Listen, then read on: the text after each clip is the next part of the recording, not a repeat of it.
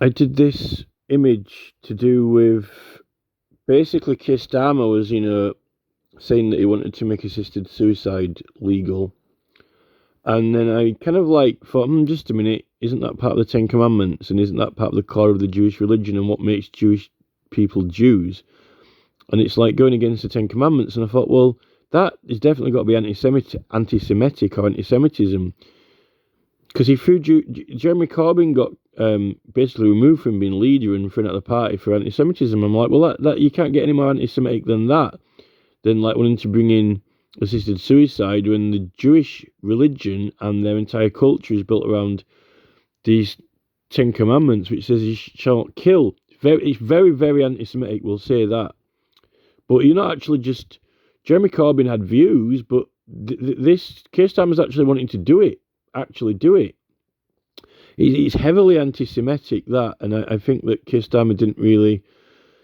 he's very hypocritical, and then his wife's meant to be Jewish, and then they're in number 10, and it's the Ten Commandments, so the whole thing is ridiculous.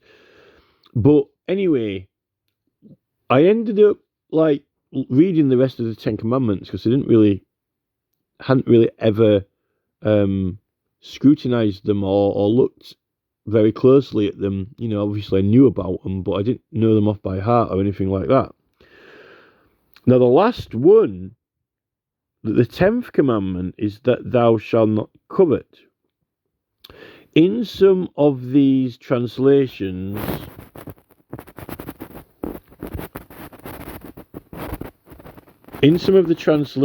hold on a minute.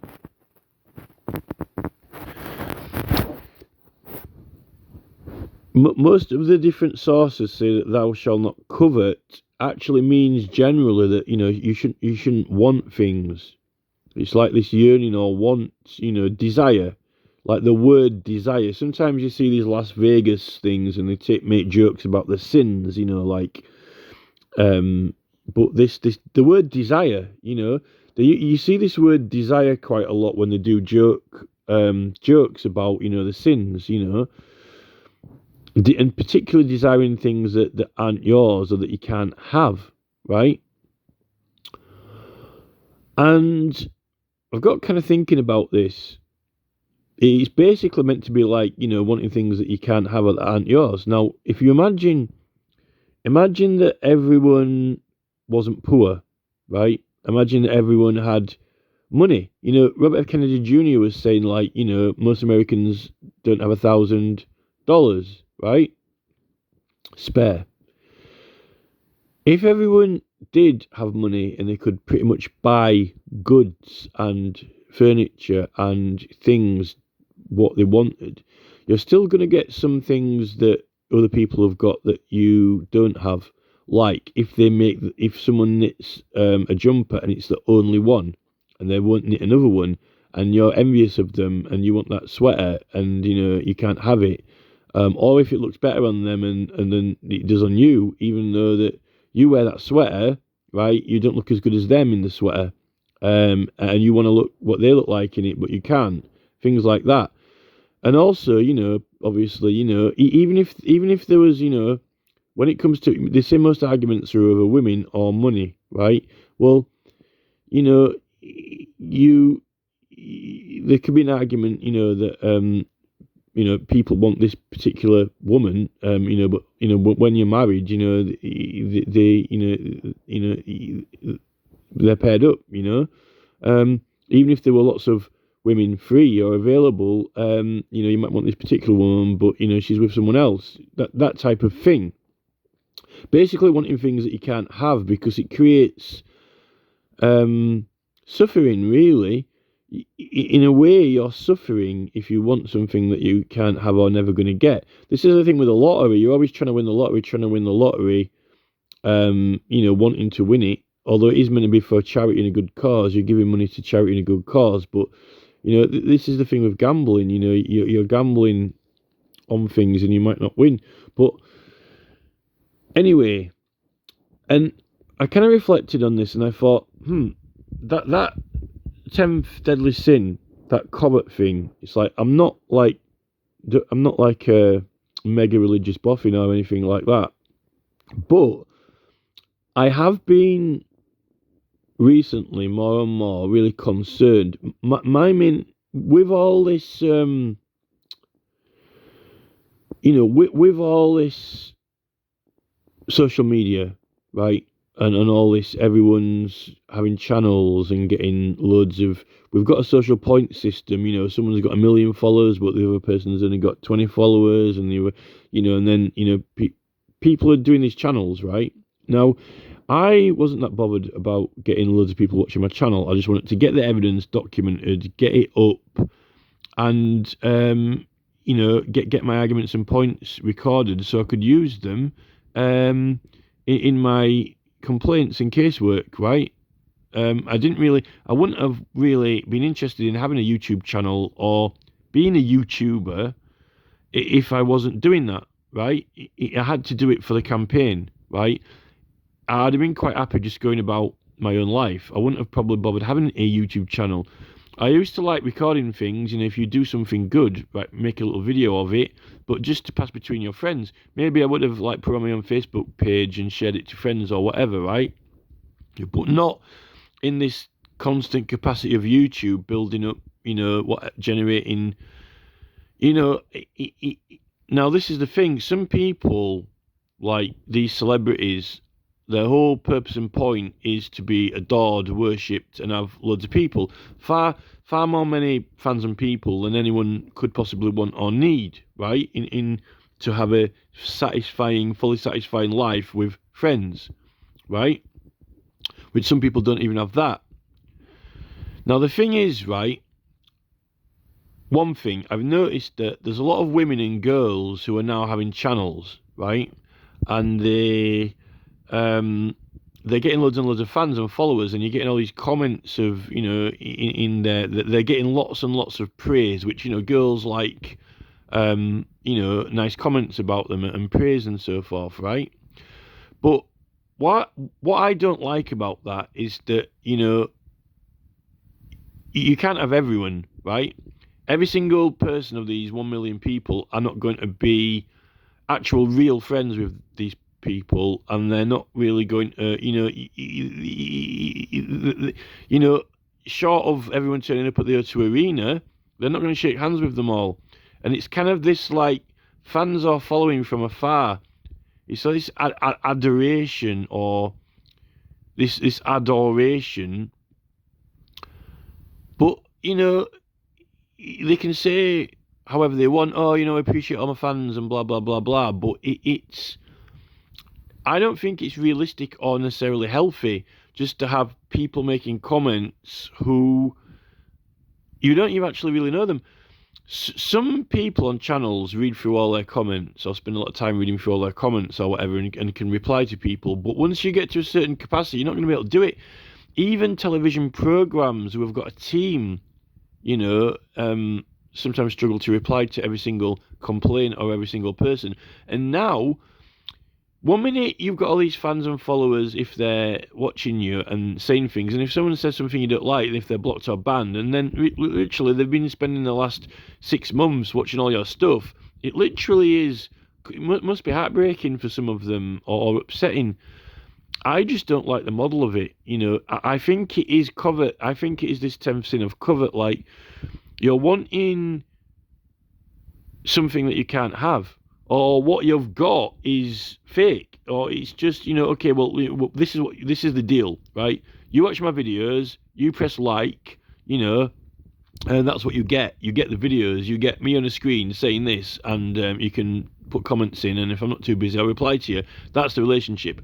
I don't think that is a healthy relationship. I don't think it's a wholesome relationship.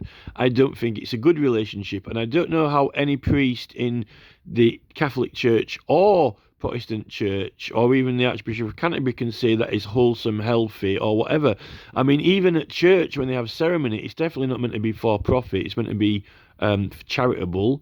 They're not doing it for the purpose of being popular. They're meant to be doing it for the purpose of people getting together and celebrating, singing, having a good time, singing carols, and meeting and talking to each other.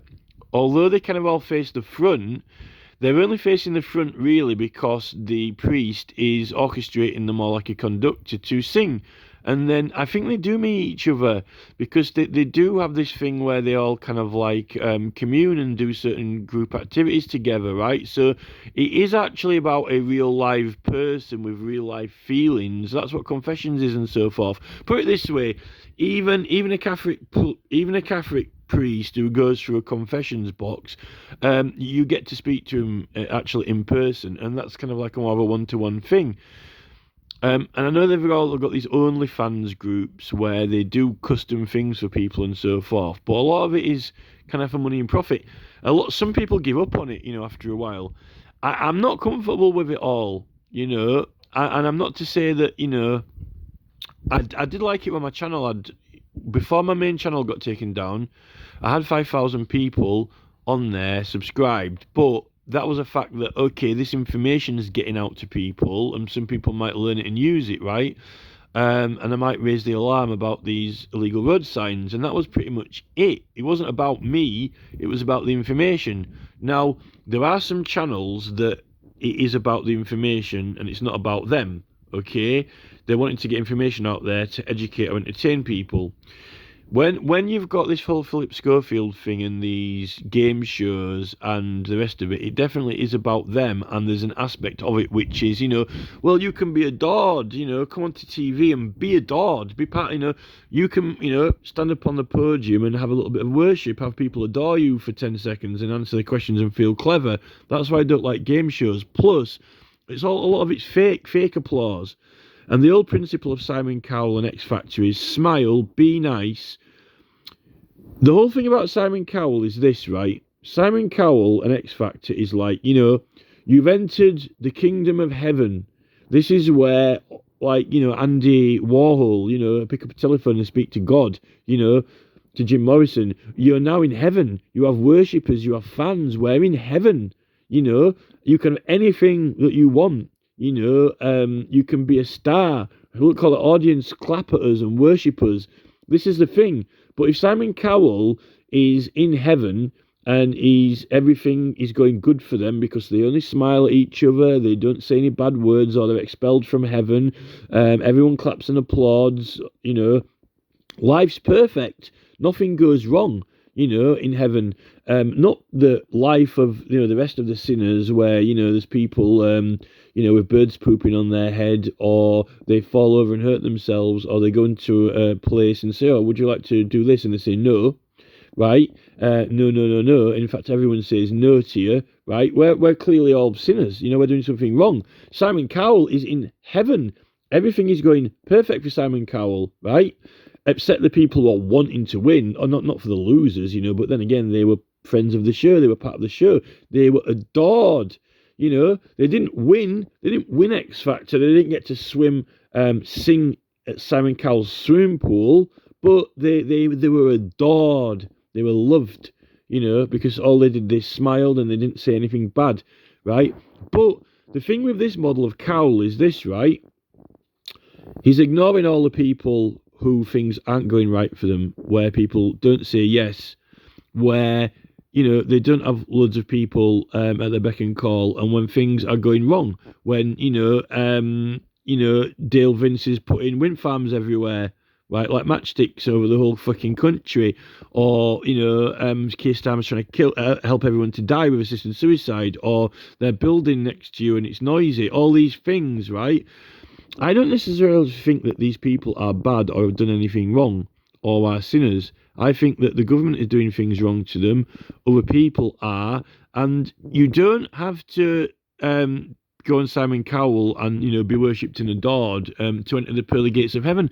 People shouldn't have to. If people could vote properly, and if people could have their say in the council, and if we could have proper local referendums, and not these political parties dominating it, things would be going a lot better in neighbourhoods. People could object to things. People could have things more how they want them, not how they're forced on them. Particularly with and other people profiting out of it.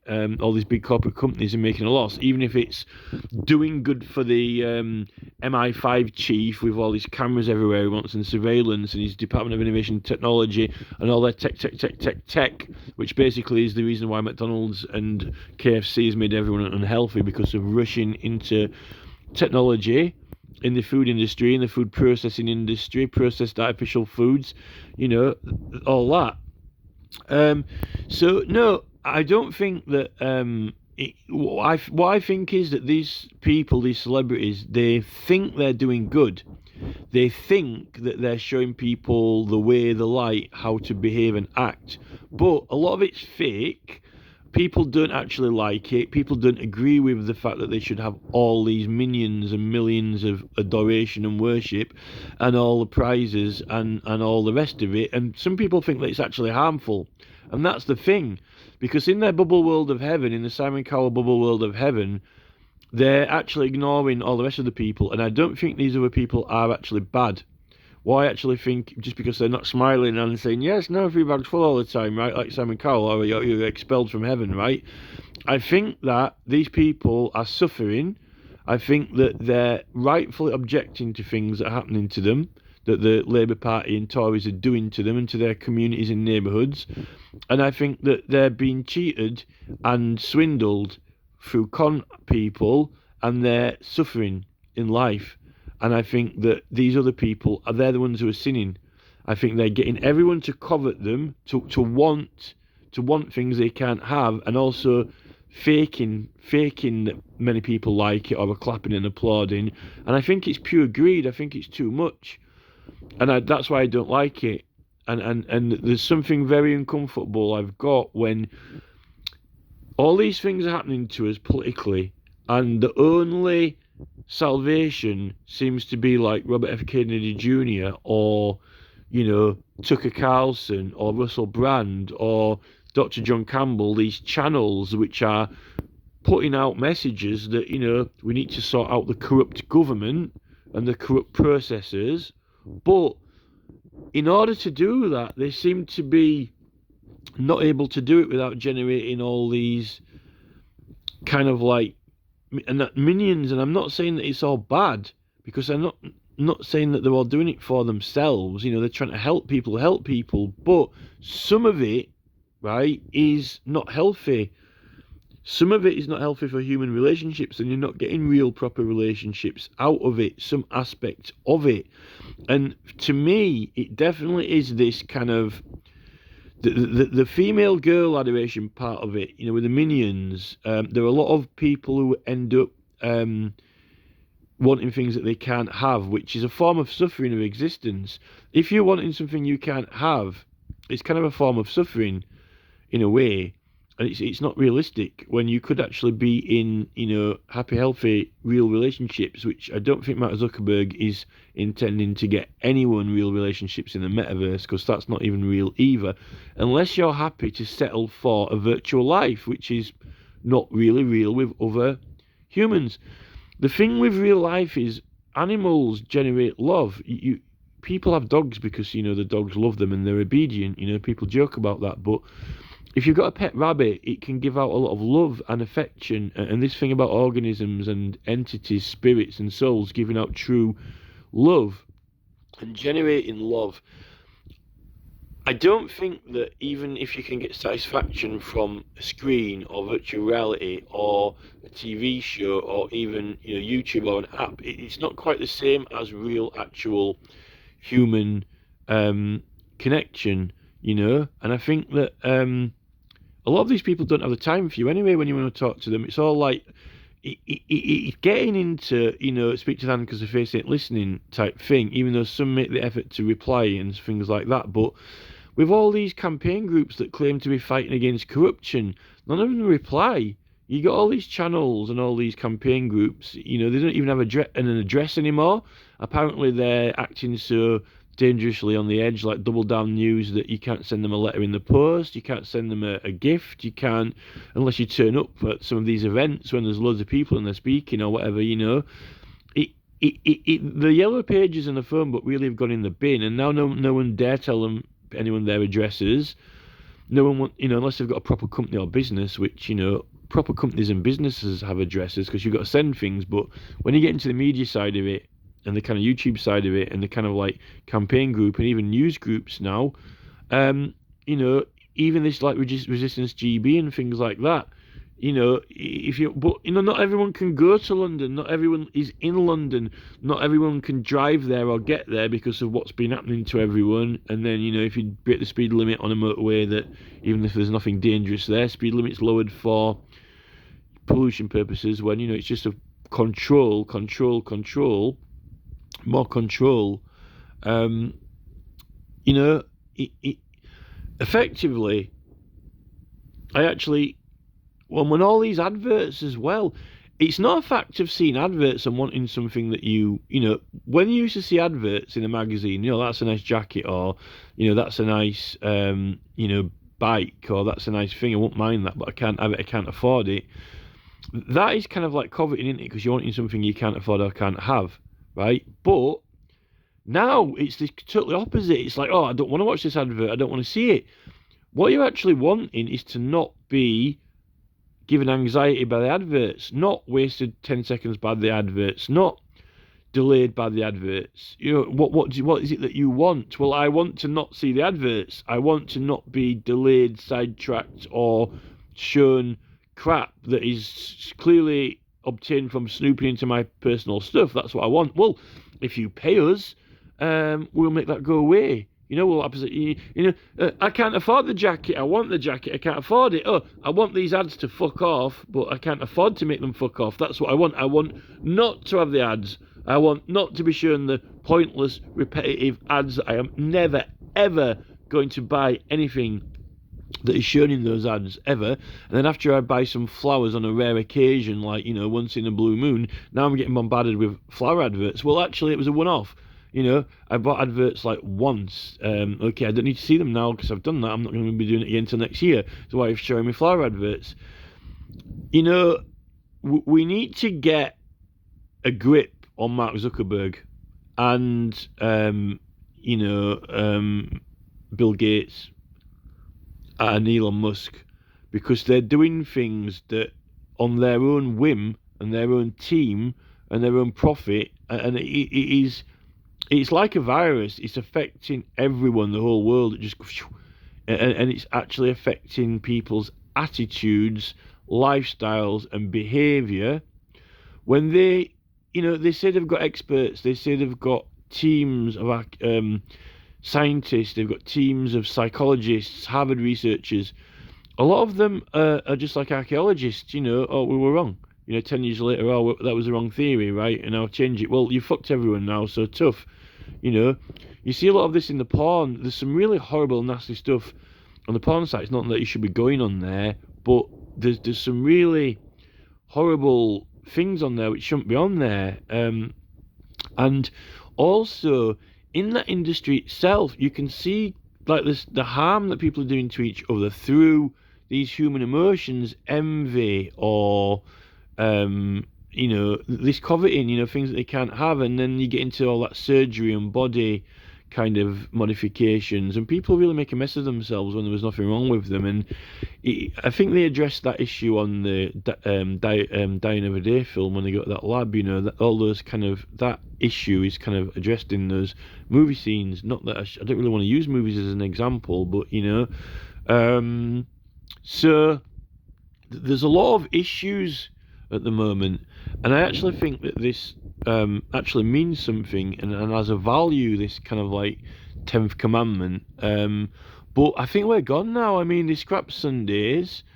They want everyone to have to buy soundproof walls if they don't want peace and quiet now, when they've got the 24-hour traffic going all night and all day, building more Amazon factories and that. We really need to do something and have some kind of consensus.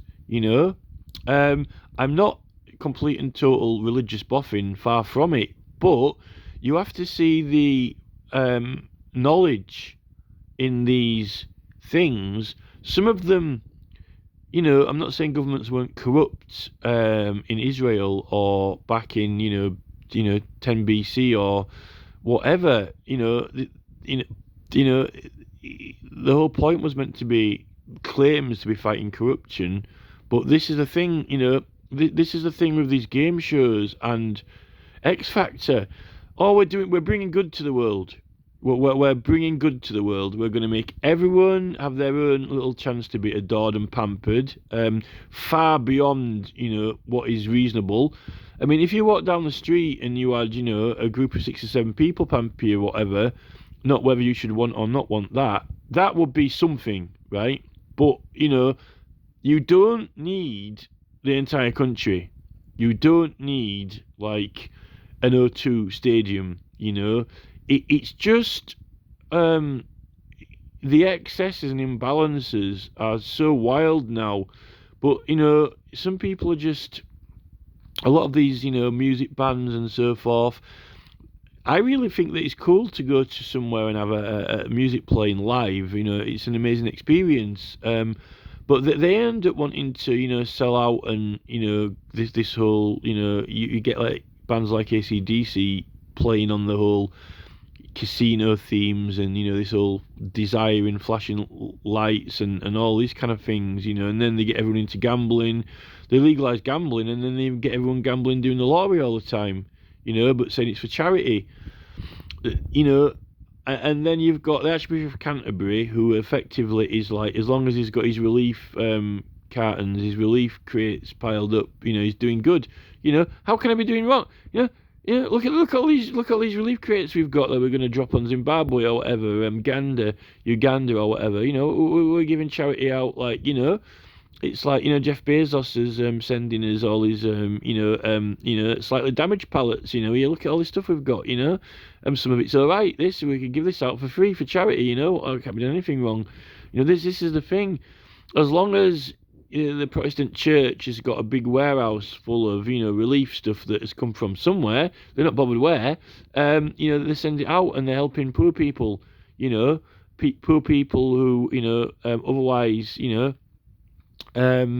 might not want to go on X Factor, might not want to be adored by the entire congregation of O2 Arena.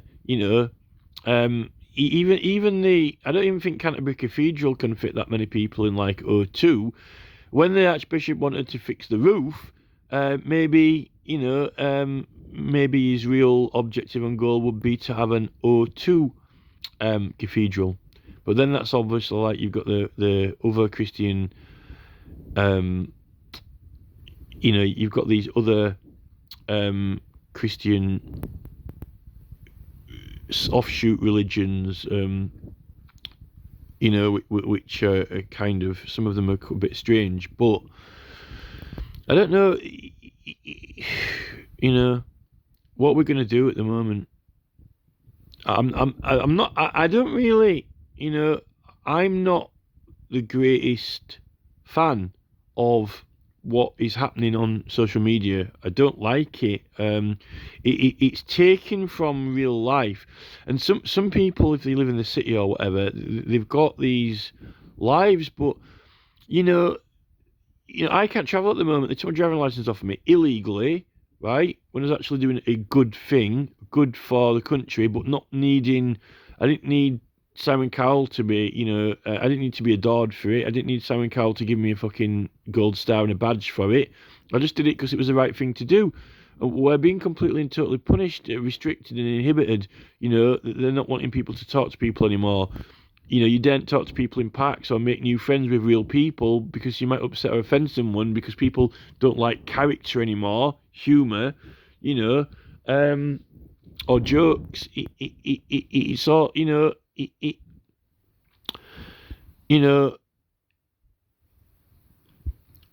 these tech people, I don't think that they are going to save mankind for a better future, because firstly, they're not doing it just for good, they're not doing it for a favour. They're not doing it because it's the right thing to do. They're mainly doing it for profit and money, and it's now definitely this they've assembled part of this Chinese social point system. It's part of a big machine. Our part is the kind of like, fame and glory, popularity worshippers part of it. And then the Chinese part of it, the machine, is that they've got all the compliance at the citizen going about level.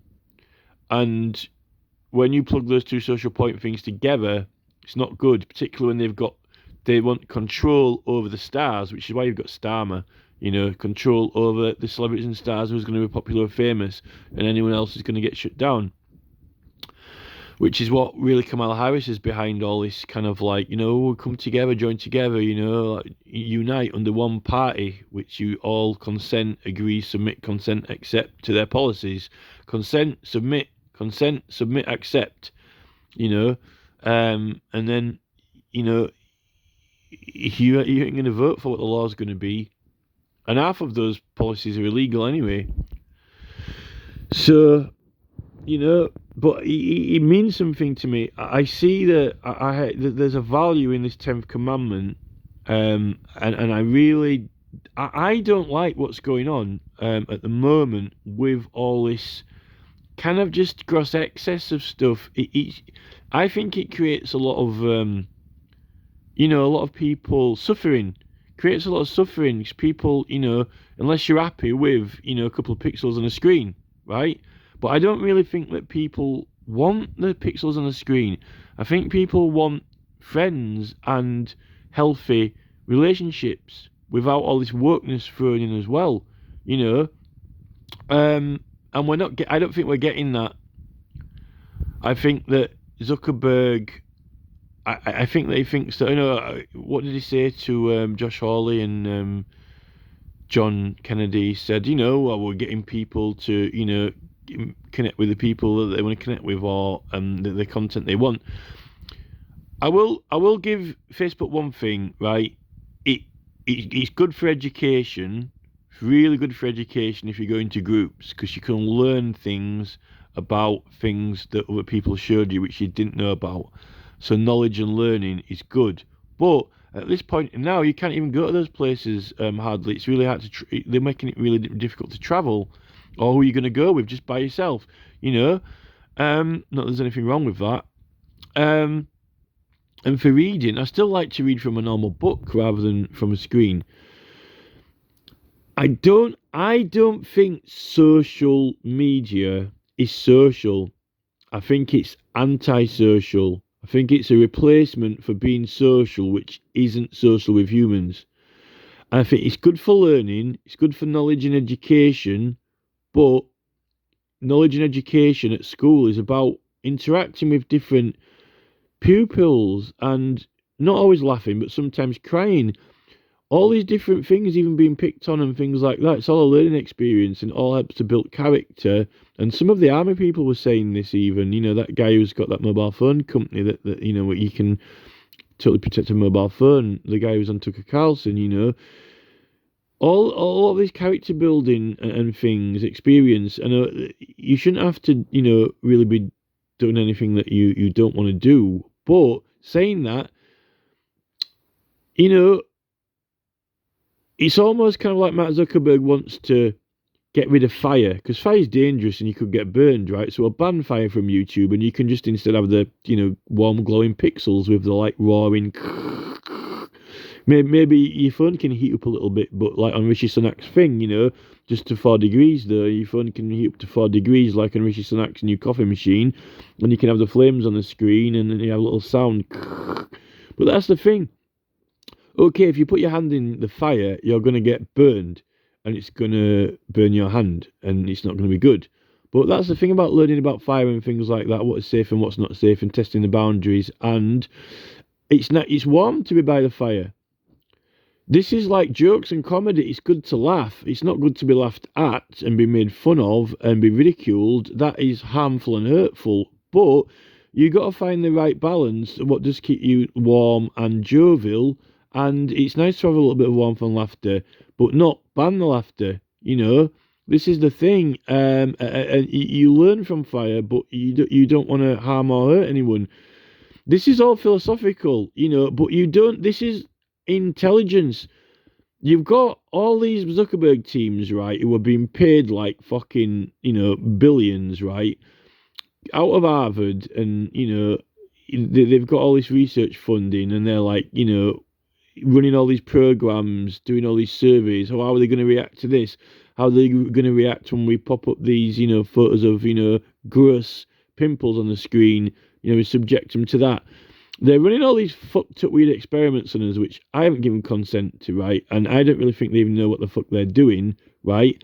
And they think there's programs, experiments, and results and graphs and charts are going to give them the answers and knowledge, when you can easily get as much knowledge out of just making observations with intelligence yourself around you in the world. And, generally, you don't actually need all those, programs and things. And sometimes they're actually wrong because they're checking the wrong, thing or value, or it's a lot more complicated than it appears.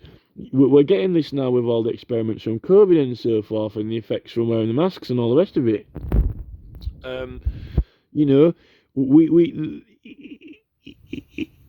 I don't think social media platforms are that good. For me, I would have been quite happy without them, to be honest. I think they've been a sidetrack in life, a diversion in life, and sucked up my time from doing the things that I want to do in life. So I haven't actually connected with the people I wanted to connect with. It hasn't succeeded, and now people are so busy being adored with their own fan. If you've got loads of minions who are going there, buying you gifts and sending you things, and you've got thousands of them, and you ain't gonna like thank each one personally, or ever meet any of them.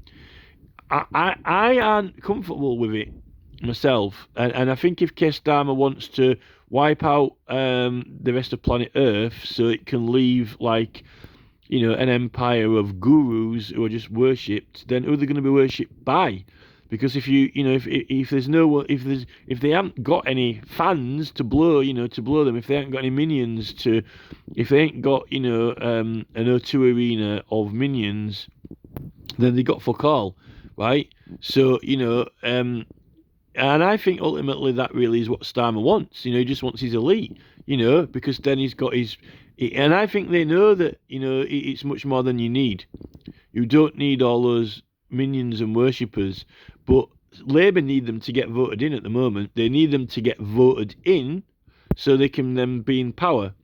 But yet they don't actually really care about the masses, the people who didn't vote for them, who didn't elect them, and who are vehemently opposed to their policies and petitioning against them with 500,000 signatures to stop 20 mile an hour or ULEZ or whatever. And they really don't care about the actual, I don't think they care about the majority of the people, really. And I just don't think these people know how to run things properly. I don't think they've got the best ideas, and I don't really think that they're doing things that are actually helping everyone. In fact, they're not. The evidence is that crime is getting worse, and things are getting actually worse, and then they're claiming that they need more spyware, surveillance, and the rest of it.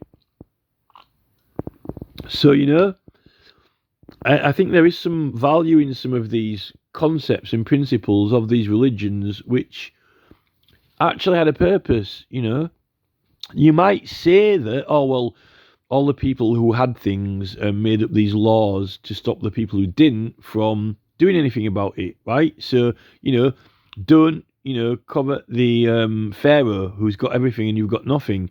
But we're talking about if you reduce the amount of offset, right? So people have generally got more things that they're content and happy with, and there are less things to be jealous about or to covet from other people, or even encourage good, right?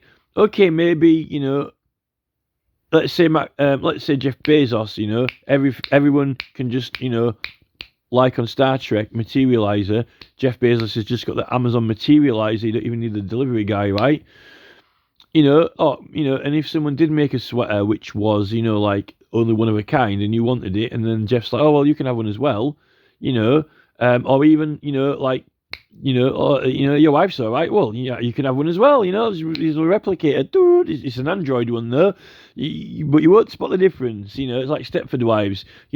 Oh look, it's an exact duplicate of Jeff Bezos's wife, down to the exact microscope. It's not her though. But it's close enough. You won't spot the difference. And you won't need any children because we're reducing the population or whatever. But that's deception. You're being deceived at that point. You're being sold something that is not true. I actually think that if Kamala Harris is gonna truly ban misinformation, right? I think they need to ban all these fake applause because it's not real, is it? It's not actually real. It's a lie. It's not actually real, and I think she needs to take her eyelashes off because they're not real, right? Take her fake eyelashes off; they're not real, and sell reality. But oh no, you're consenting. Consent, submit, accept. This novel, this story isn't real, right? Okay, if you start your show with whatever I'm about to say now isn't real, it's acting. So consent, submit, accept. Oh, you can do it now, like Arnold. You can ride the fucking Harley Davidson off the end of the cliff. Why doesn't Jimmy Dore could do that, couldn't he? Jimmy Dore could go like, okay, it's a comedy show. None of this is real. Nothing in this program is factual or real. It's just an act. Then you could be all right. Why doesn't Russell Brand just say that? Why doesn't Russell Brand, right, just say at the start of his show, get his lawyer to go, all of this is comedy, the whole thing, right? Nothing in this show should be taken for reality. It's close to reality. It's not far off being real, but we're making some of it up, right? So it's just like a film. It's called Russell Brand the Movie, right? If Russell Brand's lawyer did that, right, then surely he could say what he wanted in his YouTube program and he wouldn't have to go to Rumble. We can't say this, we can't say that. But you can say it in an Arnold Schwarzenegger film. You can write it in a Stephen King novel and then stab them to pieces with a knife and cut them into 15 pieces, right? Why doesn't Russell Brand just... I wish Brand would use his head intelligence and just say, right, this is the Russell Brand comedy show, right? It's fiction, but it's close to reality, right? And then just do it, right? And so we're acting, I mean, this is the thing. No one's actually using intelligence. This is what you do with Biden and Kamala Harris and Neil Moore on YouTube. You just if you just say this is, just put a little thing at the start of the program saying, this is comedy, we're acting, it's not real, it's fake, and nothing we say is the truth, right? And then just do the show. Why would Russell Brand even have to go on to Rumble? He's clearly a special. He's sponsored by Rumble and he's trying to promote Rumble and he's getting paid for doing Rumble. And really, he can say things on YouTube and he can say what he wants on there. There are ways to do it quite easily. And for someone who's, meant to have 40, 80 million and is meant to have the access to the best lawyers in England, why not use that or do it or be creative with it,